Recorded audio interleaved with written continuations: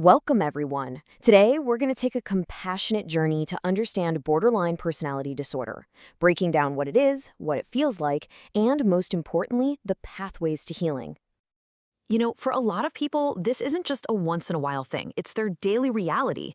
It can feel incredibly isolating and confusing, and today we're going to try and understand it together.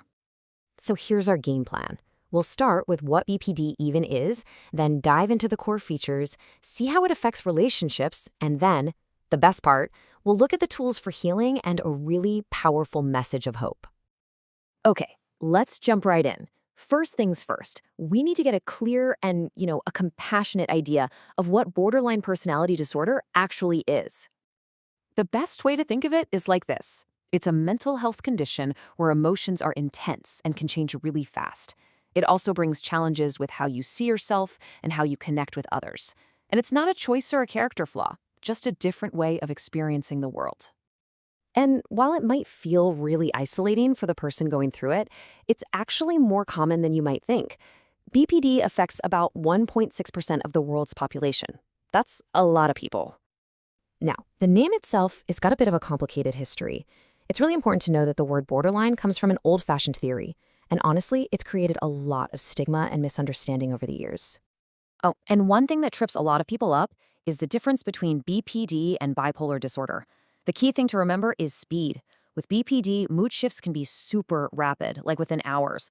But with bipolar disorder, you're usually looking at longer episodes of mania or depression that can last for weeks or even months.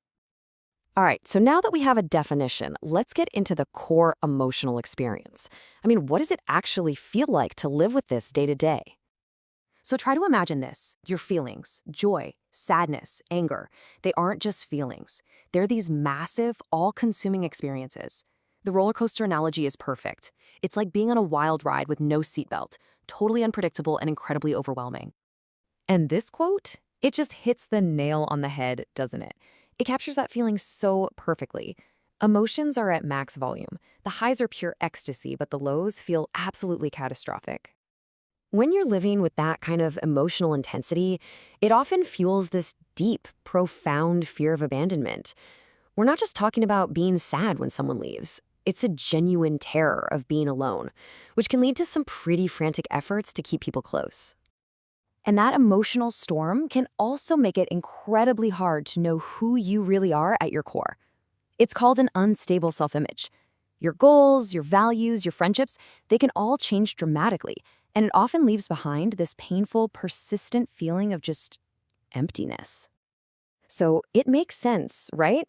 All of this internal turmoil, it's definitely going to have a huge impact on relationships. So let's take a look at some of the patterns that can show up in those connections. One of the most common patterns is this kind of all or nothing or black and white thinking. It starts with idealization, where a friend or partner is put up on a pedestal. They're just perfect. But then, after a small perceived hurt, it can flip completely to devaluation, where that same person is suddenly seen as all bad. And you can imagine, for loved ones, this is really confusing and, honestly, pretty painful. That's why communication strategies like the one in this quote are so key. Things like staying calm, validating feelings, and taking a quick break can make a world of difference. Okay, so here's the most crucial takeaway from all of this. While these challenges are so real, they are absolutely not a life sentence. There are incredibly effective, proven pathways to healing and finding solid ground. The gold standard, the one with the most research behind it, is something called dialectical behavior therapy, or DBT for short. It was literally created to treat BPD, and it teaches these super practical skills for handling emotions and improving relationships.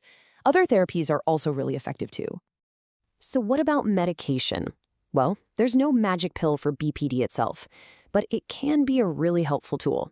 It can treat other conditions that often come along for the ride, like depression or anxiety. But it works best as a support for therapy, not as a replacement. And that brings us to what I think is the most important part of this whole conversation, the promise of recovery. This is where the hope really shines through.